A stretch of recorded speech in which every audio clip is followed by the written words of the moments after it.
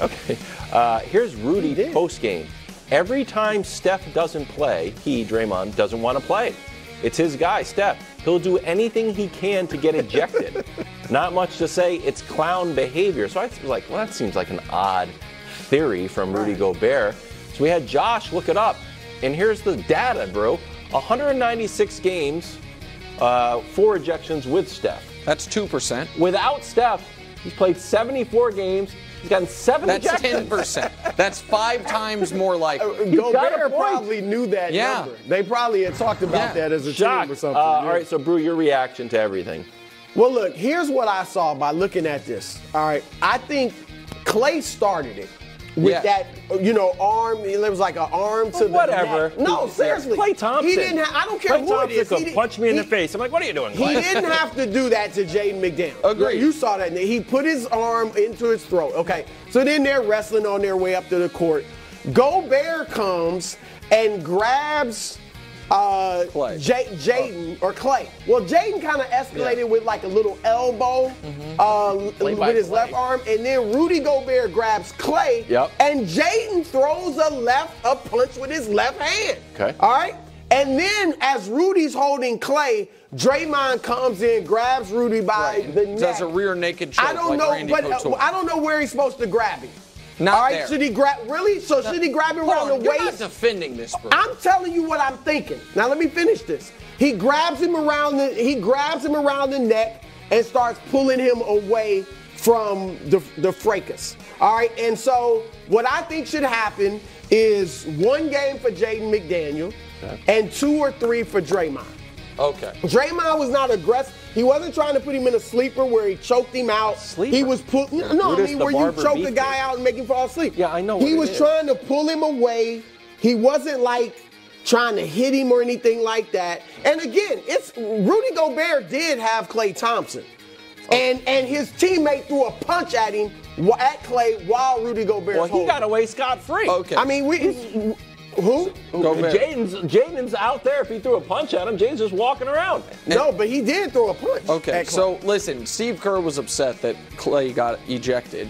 I don't think Klay or Jaden get ejected if Draymond doesn't do what he does. That's what inflamed the whole thing. I think it's double technicals, and I think the game keeps moving. But here's the deal. Listen, I think he's going to get suspended for 4-ish games. I think 2 is not enough because it's not so much the poor version of a chokehold. It's more the refusal to release the chokehold, even with Steve Kerr pleading with him, letting him go.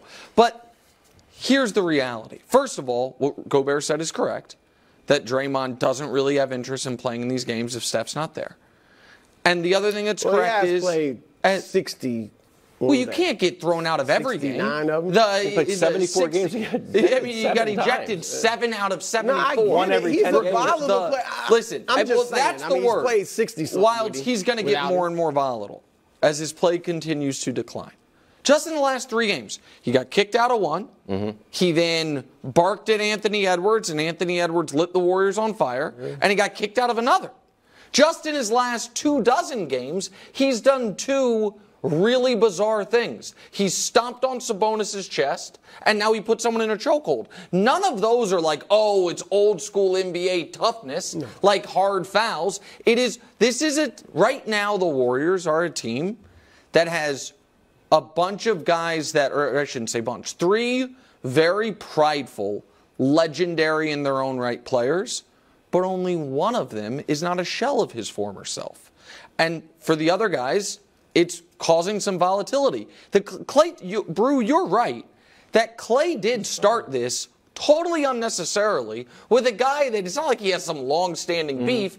And the Draymond thing, the reason I think the NBA Wildes might come down maybe more harshly than Brew would encourage is because Draymond approached this like, I've been waiting for a chance to do this for years because he and Gobert have a 5+ year long beef. And so I think that Draymond was wildly out of line. And I think everybody agrees. We looked up some historical comps on what you do to get suspended for so many games, so we're not just trying to pluck it out of the air. This is the one I came up with, Brew. This was 3 games for Pat Bev, where it's basically 2 other guys and a third party. And that was 3 games? I think that's worse. He got 3 games. I think that's worse? Yeah.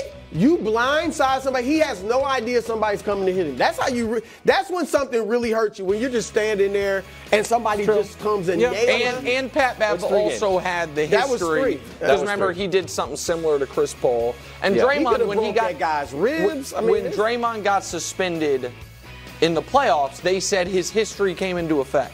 Into account. And so, remember when he got suspended for Simon Sabonis?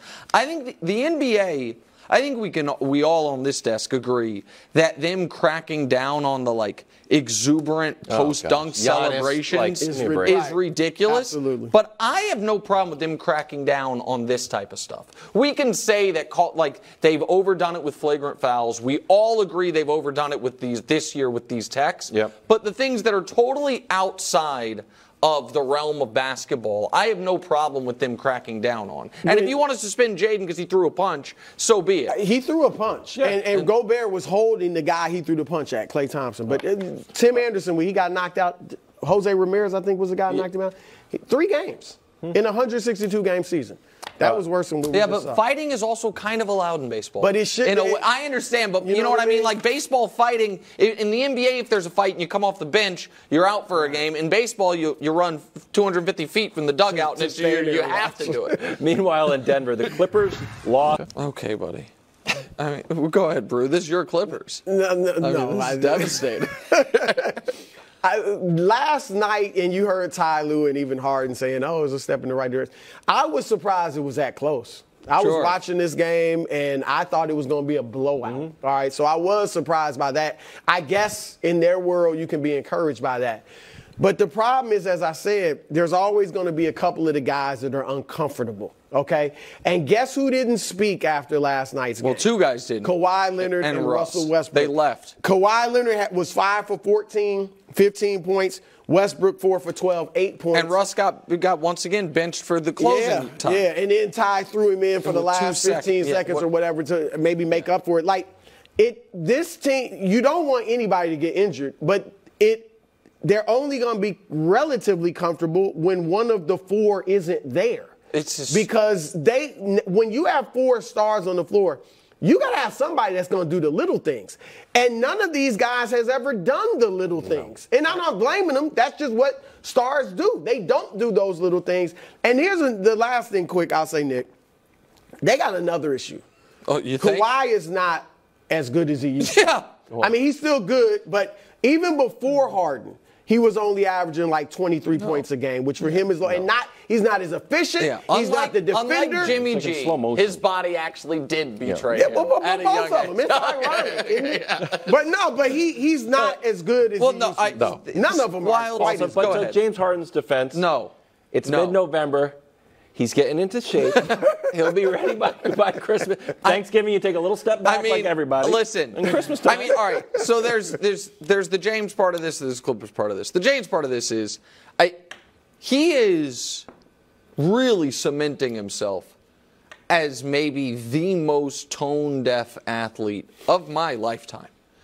These comments he's making as if he didn't cause all of it. Right. And even if you wanted to get out of Philly, you could have stayed in shape. Yeah. You could have you could have gone to training camp. Was supposed to you could have been doing all of these things. On the Peloton. If the excuse was we don't yet know each other as well, there's nothing you can do about that except for not demand a trade right before the year. He didn't demand it right before the year to be fair, but demand another trade once again where you have to do all these things.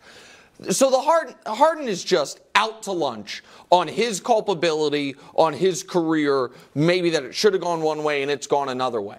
And also, by the way, I don't think when he gets in shape, it's necessarily going to be good for the Clippers. Because his whole reason of wanting to be there is to get a big contract. Right. And he's going to think, I have to do that by, quote, I am a system, by being the James Harden system and other people sitting around and watching him. So when he gets in shape, he's going to try to meet his own ends, which is his numbers go up so somebody pays him, which, by the way, because he doesn't get it, nobody's going to pay him. Nobody is. His only chance is the Clippers, and that would even be marketing. Right. Just because he's from Southern California. But here's the part of this that I can't get over. The Clippers opted into this. I understand why the Sixers traded him. They had to. I don't know why, and I understand why James wanted to go to the Clippers. Yeah. They were like, it's my hometown, and they have money, and they could pay me. Why did Lawrence Frank do this? Well, historically, they're not the wisest of franchises. No, I get it. I mean, the only explanation to me, one, if Kawhi or Paul George gets hurt, which may happen, that's been their history, right? But two, he clearly, and I said Westbrook's played well there, and this is the one place, like the best fit for him in the NBA right now. He doesn't trust Westbrook, though.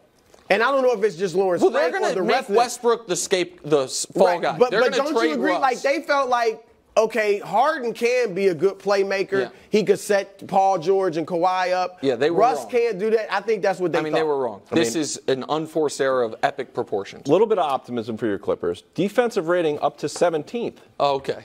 Offensive rating dead last. But, dead last. With all those guys. With those guys on the court. It's not going to work. Can anyone fix Josh Allen next? I can't believe they did it.